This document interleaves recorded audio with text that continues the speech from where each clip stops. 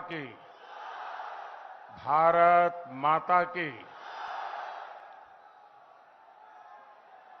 मेरी एक प्रार्थना है, आप सुनोगे?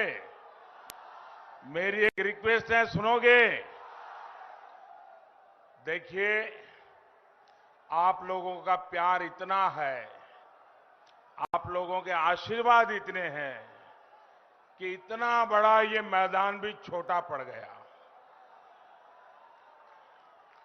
अब ये मैदान छोटा पड़ गया। आप जहां है वहीं खड़े रहिए, आगे आने की कोशिश मत कीजिए। तो मेरी बात मानेंगे आप लोग? पक्का मानेंगे? भारत माता की, भारत माता की। नमस्कार। सकल कुछ बिहार वासीदेर अमार सादर प्रणाम। दंडबल सोगा के आज से ठीक 2 वर्ष पूर्व भी आज 6 अप्रैल के दिन मैं कुछ बिहार में ही था और इसी मैदान में था। और उस समय यहां बीच में एक बड़ा मंच लगा दिया था टीएमसी वालों ने, ताकि मोदी की सभा छोटी हो, लोगों को आने नहीं दिया था।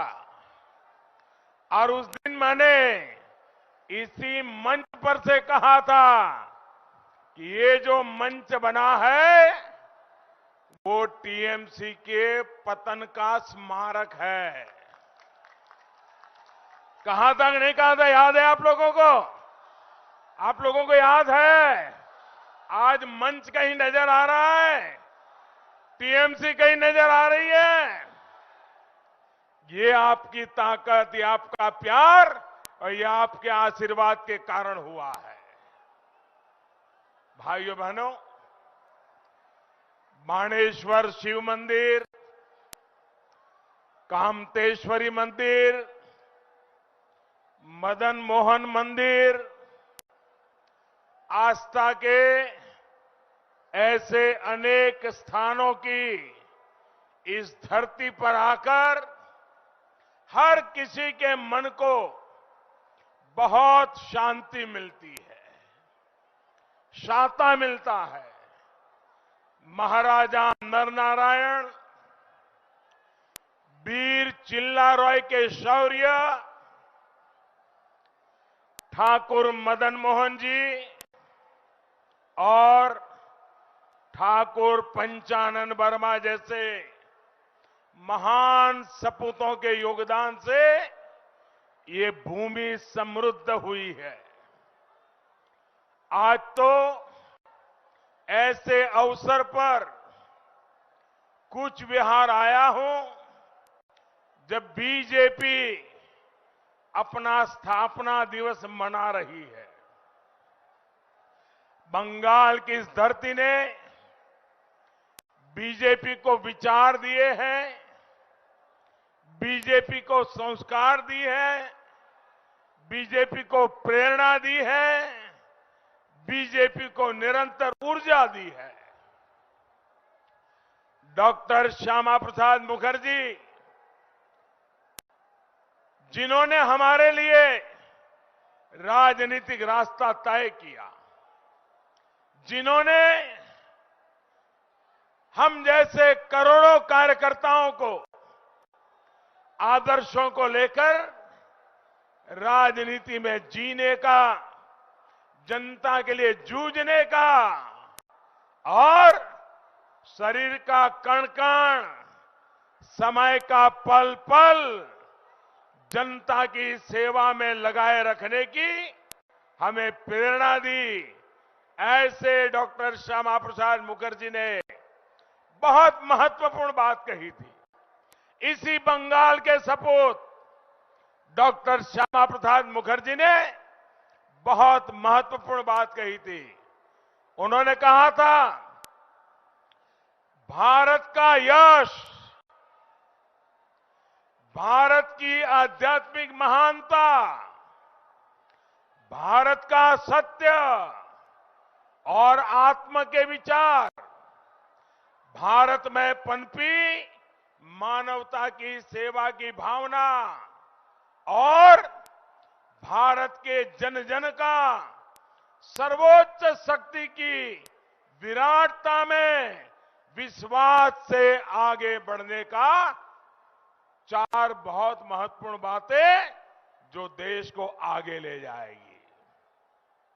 आज इसी प्रेरणा से देश की कोटि कोटि जनता देश का यश बढ़ा रही है, देश को आत्मनिर्भर बना रही है। देश के इस संकल्प की सिद्धि में भाजपा भी दिन रात जुटी हुई है, एक एक कार्यकर्ता लगा हुआ है। भाइयों बहनों, मुझे यहां आने में देरी हुई। देरी इसलिए नहीं हुई कि मेरा हेलीकॉप्टर लेट हुआ था। हेलीकॉप्टर से यहां आने तक रास्ते के दोनों तरफ ह्यूमन चेन नहीं, ह्यूमन वॉल था, ह्यूमन वॉल। जितने लोग यहां हैं, उससे ज्यादा लोग पूरे रास्ते भर उसमें भी माताएं बहनें इतनी बड़ी तादाद में आशीर्वाद दे रही थी। भाइयों बहनों, आज 2 मई को जब ये चुनाव के नतीजे आएंगे, 2 मई को बंगाल में बीजेपी सरकार बनने के बाद यहां भी विकास का, प्रगति का अभियान और तेज किया जाएगा। बीते 2 चरणों के मतदान में दीदी का जाना तय हो चुका है। पिछले 2 चरणों में बड़ी संख्या में लोग अपने घरों से बाहर निकले हैं, लंबी लंबी लाइनें लगाकर बीजेपी के पक्ष में वोट दिया है। आज भी बहुत अच्छी वोटिंग की खबर आ रही है। बंगाल में बीजेपी की ऐसी लहर चल रही है, ऐसी लहर चल रही है जिसने दीदी के गुंडों, दीदी के भय को किनारे लगा दिया है। साथियों, मैंने सुना कि दीदी इन दिनों एक सवाल पूछ रही है। आपने भी सुना होगा। दीदी एक सवाल पूछ रही है कि क्या बीजेपी भगवान है, जो उसे पता चल गया है कि पहले 2 चरणों में बीजेपी की बड़ी जीत मिल रही है। आदरणीय दीदी,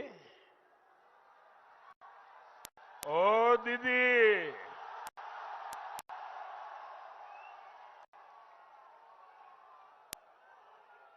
अरे दीदी, हम तो मामूली इंसान हैं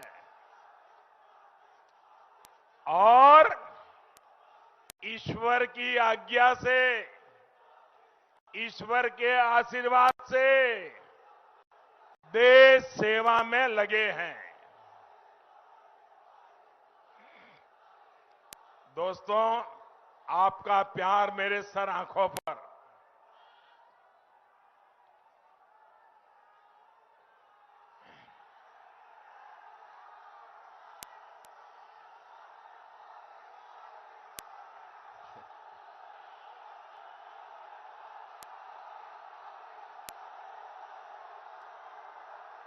मैं आपके इस प्यार को कभी भूल नहीं पाऊंगा दोस्तों।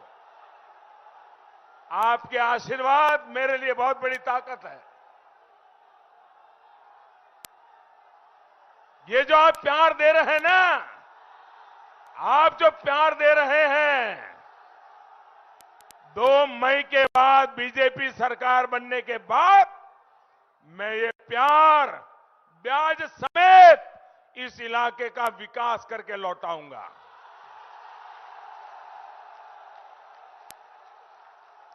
ये आपका प्यार कभी बेकार नहीं जाने दूंगा।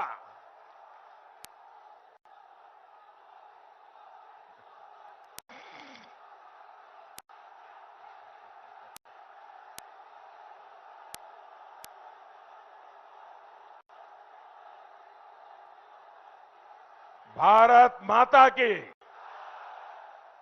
देखिए दीदी पूछ रही है हम भगवान हैं क्या, हमें विजय का कैसे पता चल गया। लेकिन दीदी, ओ दीदी, चुनाव में कौन हार रहा है, कौन जीत रहा है, ये पता करने के लिए भगवान को कष्ट देने की जरूरत नहीं है। ये जो जनता जनार्दन है ना, वो ही भगवान का रूप होती है। अरे जनता जनार्दन का चेहरा देख करके पता चलता है कि हवा का रुख क्या है। यही तो ईश्वर का अवतार है। और दूसरा दीदी, आदरणीय दीदी, दूसरी बात जो है कि चुनाव नतीजों का पता कैसे चलता है, अनुमान कैसे लगता है। एक तो आपका गुस्सा, आपकी नाराजगी, आपका व्यवहार, आपकी वाणी, इन सबको देखकर एक बच्चा भी बता सकता है कि दीदी टीएमसी आप चुनाव हार चुकी है, दीदी आप मैदान छोड़ चुकी है। रोज आप सुनिए, रोज आपको कहना पड़ रहा है कि आप नंदीग्राम जीत रही है, नंदीग्राम जीत रही है। आदरणीय दीदी, ओ दीदी, दीदी जिस दिन आपने चुनाव के दिन पोलिंग चल रहा था, नंदीग्राम में पोलिंग बूथ में जो खेला किया, जो बातें कही, उसी दिन पूरे देश ने मान लिया था कि आप हार गई है। इसके लिए भगवान को पूछने की जरूरत नहीं है दीदी। जब आपकी पार्टी ये घोषणा कर देती है कि दीदी अब बनारस से लोकसभा चुनाव लड़ेगी, तो कोई भी समझदार व्यक्ति बड़ी आसानी से समझ सकता है कि टीएमसी का सुपड़ा साफ होने जा रहा है। बंगाल में अब टीएमसी नहीं बच सकती है। दीदी को राजनीति करनी होगी तो बंगाल के बाहर जाना पड़ेगा। ये आपकी पार्टी बोल रही है। क्या ये सुनने के बाद भगवान को तकलीफ देने की जरूरत है क्या? भगवान को पूछने की जरूरत है क्या? आपको भी समझ आता है कि नहीं आता है? आपको भी पता चलता है कि नहीं चलता है दीदी हार रही है? आप बताइए, आपको लगता है कि नहीं लगता है? आदरणीय दीदी, ओ दीदी, अभी हाल में ही आपने कहा, देखिए एक महत्वपूर्ण बात है, अभी हाल ही में आपने कहा कि सभी मुसलमान एक हो जाओ, वोट बंटने मत दो। दीदी, आप ये कह रही है, इसका मतलब है कि आपको यकीन हो गया है कि मुस्लिम वोट बैंक की आपकी जो ताकत आप मानती थी, वो मुस्लिम वोट बैंक भी आपके हाथ से निकल गया है। मुस्लिम भी आपसे दूर हो गए हैं। आपको पब्लिकली ऐसा कहना पड़ रहा है, इसी से पता चलता है कि आप इलेक्शन हार गई है। आदरणीय दीदी, ओ दीदी, आप वैसे तो चुनाव आयोग को गालियां देती रहती हैं, सुबह शाम एक ही बात करती रहती है, लेकिन जो बात आप बोल रही है, अगर हमने कहा होता कि सारे हिंदू एकजुट हो जाओ, बीजेपी को वोट दो, तो दीदी ये इलेक्शन कमीशन हमें 8-10 नोटिस भेज देता। प्रधानमंत्री को भी नोटिस आती, अध्यक्ष को भी आती, उम्मीदवार को भी आती। अरे इतना ही नहीं, सारे अखबार देश के पहले पेज पर भरे पड़े होते और दुनिया भर के एडिटोरियल लिख करके हमारे बाल नोच लिए होते। दीदी, मुझे पता नहीं है कि आपको चुनाव आयोग ने नोटिस भेजा है या नहीं, लेकिन आपकी ये बात साफ बताती है कि आप जिनके भरोसे चुनाव के मैदान में थी, वे भी अब आपसे चले गए हैं और आप पब्लिकली उनको कह रही हो, मुसलमानों एक हो जाओ, मुसलमानों एक हो जाओ, मुसलमानों एक हो जाओ, मुझे बचाओ, मुझे बचाओ, मुझे बचाओ। ये दीदी बोल रही है। दीदी, इसका मतलब ये होता है कि आप चुनाव हार रही हो।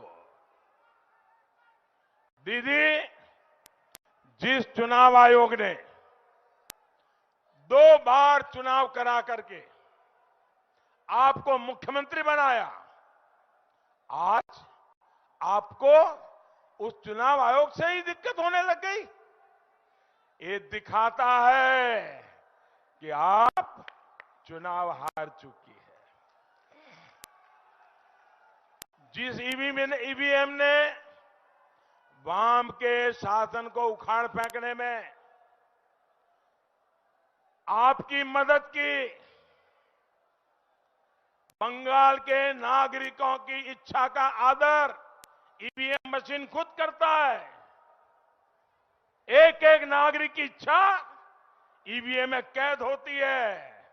आज आपको उस ईवीएम से भी समस्या होने लग गई। जब आप ईवीएम को गाली देती हो, आप इलेक्शन कमीशन को गाली देती हो, तो मामला पक्का है कि आपका खेला शेष है।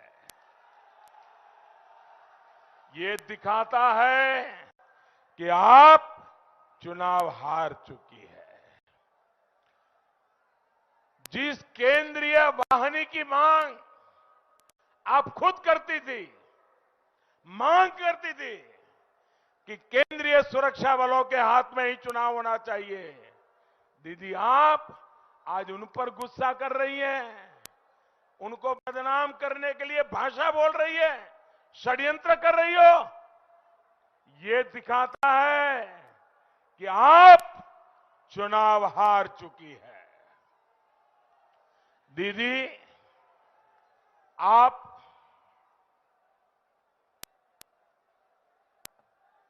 एक राज्य की सीएम है। 2 फेज का चुनाव हो चुका है। बहुत शांतिपूर्ण मतदान हुआ। करीब करीब 80% से ज्यादा वोट पड़े। मैं भी गुजरात में मुख्यमंत्री था। इतना अगर वोटिंग होता है, शांतिपूर्ण होता है, तो सीएम के नाते मैं गर्व से कहता हूं कि देखिए मेरे राज्य में शांतिपूर्ण मतदान हुआ, मेरे राज्य में इतना ज्यादा मतदान हुआ। मैं गर्व करता था, दीदी यहां शांतिपूर्ण मतदान हो रहा है, 80% से लोग ज्यादा मतदान करने जा रहे हैं और आप परेशान हो, आप गर्व नहीं कर रही हो। यही बताता है दीदी कि आप चुनाव हार रही हो।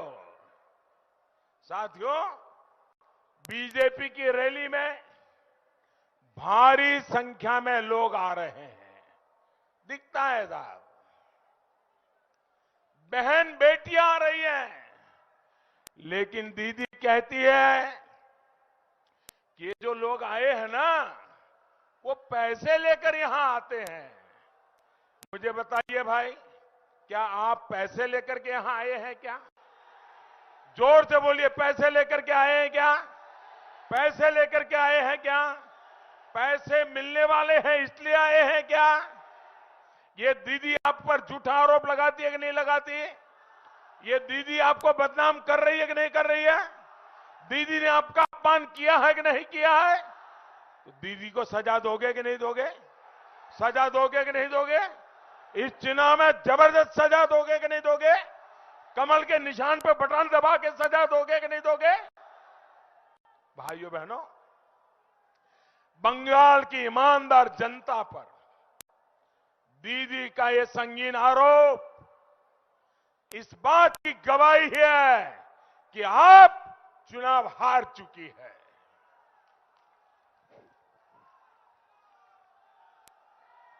दीदी को तिलक लगाने वालों से दिक्कत है, भगवा वस्त्र धारण करने वालों से समस्या है।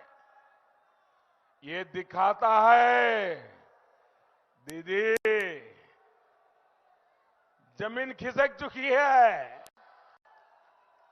आपका हारना तय है दीदी। दीदी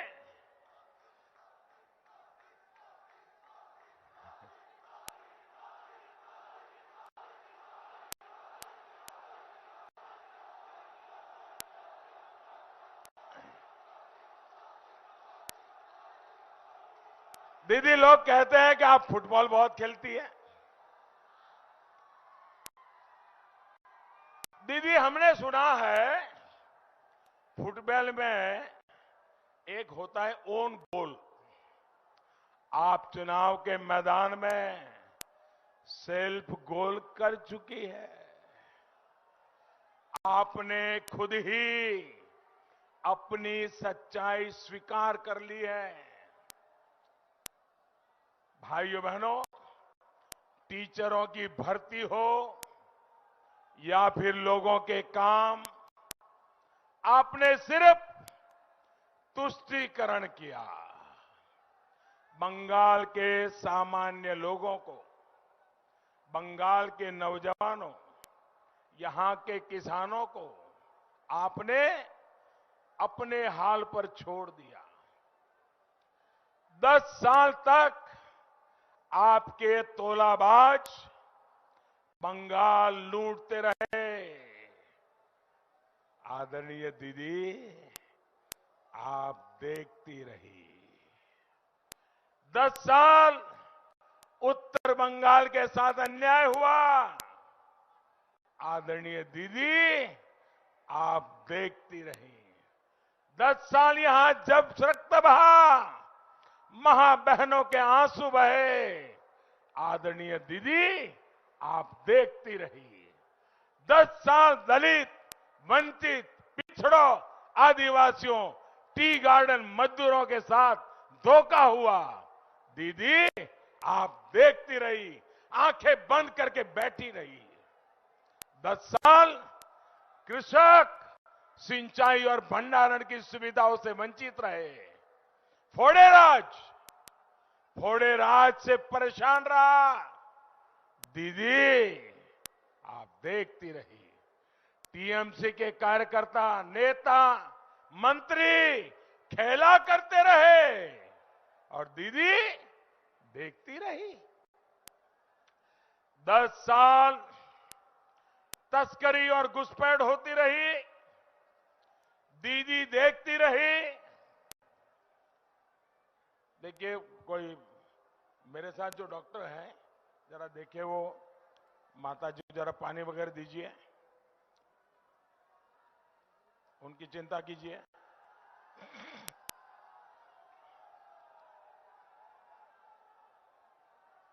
पानी वगैरह दीजिए उनको। हाँ, मेरी टीम के डॉक्टर वहां पहुंचे तुरंत। हाँ। 10 साल अवैध खनन, तस्करी, ड्रग्स का सिंडिकेट फला फूला और दीदी देखती रही।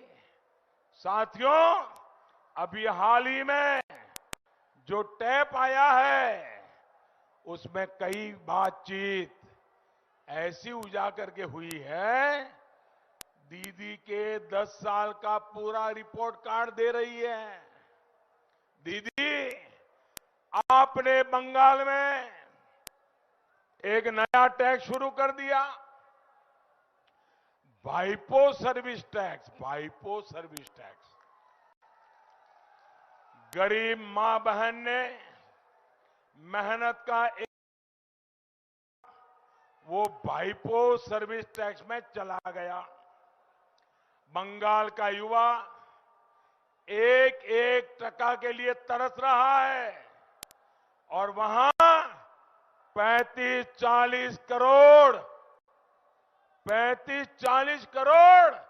एक महीने में आ रहा है।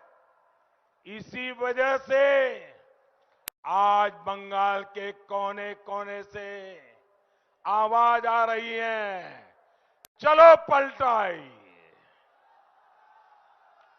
बंगाल के कोने कोने से आवाज आ रही है, चलो पलटाई। जोर से बोलिए, चलो पलटाई, चलो पलटाई। मेरे साथ जब भी मैं कहूंगा बोलते चलिए, मिथ्यार खेला शेष कोरते, चलो पलटाई, चलो पलटाई। मिथ्यार खेला शेष कोरते, कटमनिर खैला के दाव विदाई। हिंसा राजनीति के दाव विदाई। महिला सुरक्षा बारनो जोन्नो हारानो गौरव फेरानोर जोन्नो सोबाई मिली भाई, चलो पलटाई, चलो पलटाई। तृणमूल के दाव विदाई, तृणमूल के दाव विदाई।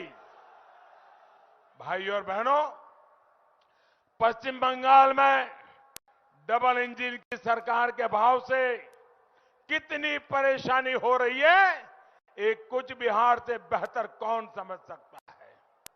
यहां स्वास्थ्य सुविधाओं का अभाव है, लेकिन दीदी को इससे कोई फर्क नहीं पड़ता। दीदी तो केंद्र सरकार की स्वास्थ्य योजनाओं पर भी ब्रेक लगा देती है। आयुष्मान भारत योजना के तहत देश भर में लगभग 2.25 करोड़ से ज्यादा गरीब मरीजों को मुफ्त इलाज मिल चुका है, लेकिन दीदी की दुर्नीति के कारण इसका लाभ यहां के मेरे गरीब भाई बहनों को नहीं मिला। भाई और बहनों, केंद्र सरकार हर घर, हर खेत को पर्याप्त पानी देने के लिए निरंतर कोशिश कर रही है, लेकिन दीदी की सरकार ने केंद्र की कृषि सिंचाई योजना को यहां ठीक से लागू नहीं होने दिया। साथियों, हमारी बहनों का बहुत बड़ा समय पानी के इंतजाम में लग जाता है। गंदे पानी से बच्चे बीमार होते हैं, लेकिन दीदी ने क्या किया? केंद्र सरकार ने हर घर पाइप से जल पहुंचाने की एक बहुत बड़ी योजना पूरे देश में शुरू की है। अभी तक देश भर में 4 करोड़ से ज्यादा परिवारों को नल कनेक्शन दिए जा चुके हैं। लेकिन पश्चिम बंगाल में नल से पानी पहुंचाने के लिए जो करोड़ों रुपए भेजे थे, वो भी दीदी तिजोरी में रख करके बैठ गई।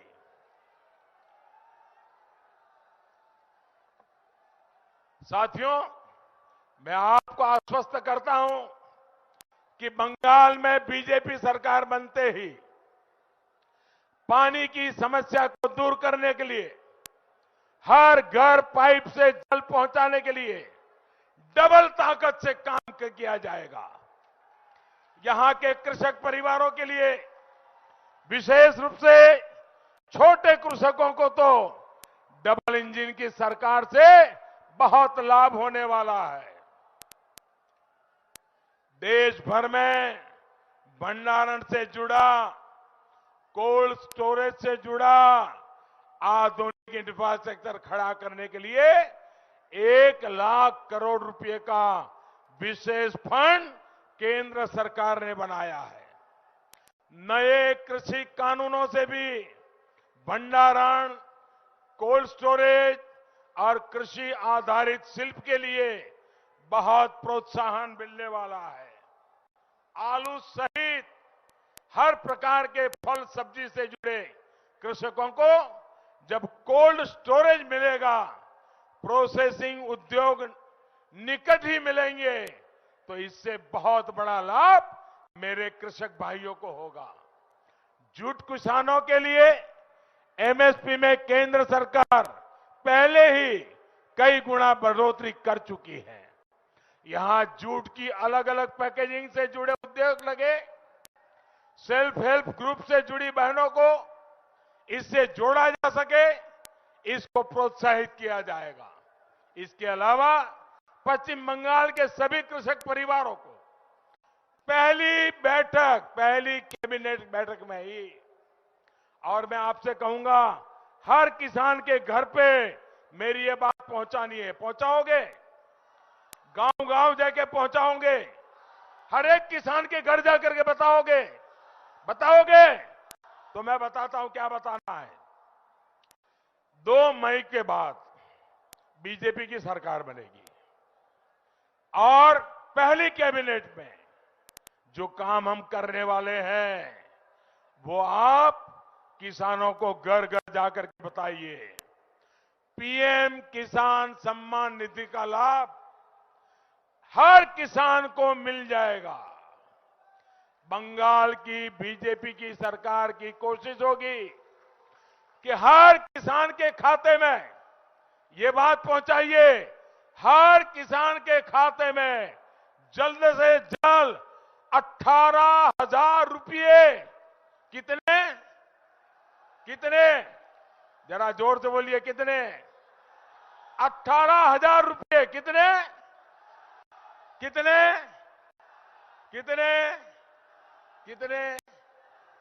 18,000 रुपये सीधे किसान के बैंक खाते में जमा हो जाएंगे। ये किसानों को जाकर के बताइए दोस्तों। चाय बागान में काम करने वाले श्रमिकों के लिए इस बजट में 1,000 करोड़ रुपए की विशेष योजना का भी ऐलान किया गया है। इसका लाभ इस क्षेत्र के भाई और बहनों को मिलेगा।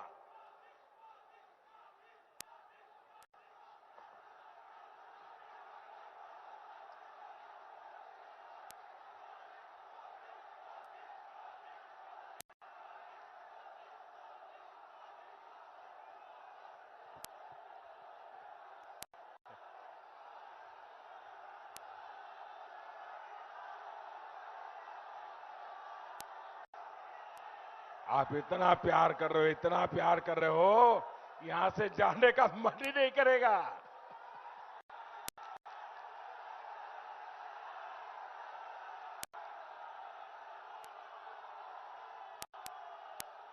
साथियों, मुझे कुछ लोगों ने बताया कि दीदी आजकल लोगों को धमकी दे रही है और दीदी के यहां से धमकी जा रही है कि वो जीतकर नहीं आएगी तो सारी सुविधाएं बंद हो जाएगी। আপনারা কি এটা বিশ্বাস করেন का বিশ্বাস করেন বিশ্বাস করেন এটি संपूर्ण मिथ्या असत्य कथा जनमानुष के विभ्रांत कोरार व्यर्थ चेष्टा আর সফল হবে না। বাংলার মানুষ ভুল বুঝানোর চেষ্টা ধরে ফেলছে, কিছুই বন্ধ হবে না। आप लिख के रखिए, কিছুই बंद होवे ना। भाजपा सरकार सवार जन्यों सामाजिक सुरक्षा, मासिक भाता, शिक्षा, स्वास्थ्य, खाद्य, मां बोने देर आर्थिक सुविधा, कृषक देर सुविधा দিতে থাকবে। টাকার পরিমাণ এখন